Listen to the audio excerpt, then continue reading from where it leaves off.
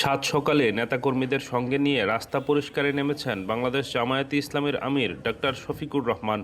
বুধবার রাজধানীর মণিপুর এলাকায় এই কর্মসূচি পালন করেছেন তিনি। সামাজিক যোগাযোগ মাধ্যমে প্রচারিত এক ভিডিওতে দেখা গেছে ফজরের পর নেতাকর্মীদের সঙ্গে নিয়ে রাস্তা পরিষ্কারে নেমেছেন জামায়াত আমির। এ সময় তিনি ঝাড়ু দিয়ে রাস্তার আবর্জনা পরিষ্কার করেন।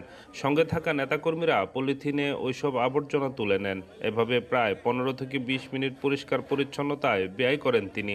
সংস্কারের মাধ্যমে সমাজের আবর্জনা দূর করতে চাই। এই আবর্জনা রাস্তার ময়লা, ড্রেইনের ময়লা, ছড়ার ময়লা থেকে শুরু করে মানুষের মনের আবর্জনা আমরা দূর করতে চাই। মানসিক সংশোধনের জন্য আমাদের অভিযান।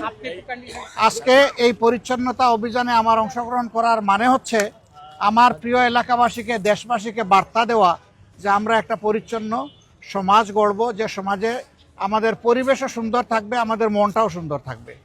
পরিবেশ যখন সুন্দর থাকে তখন তার ইতিবাচক প্রভাব মানুষের মনোজগতের উপরে পড়ে।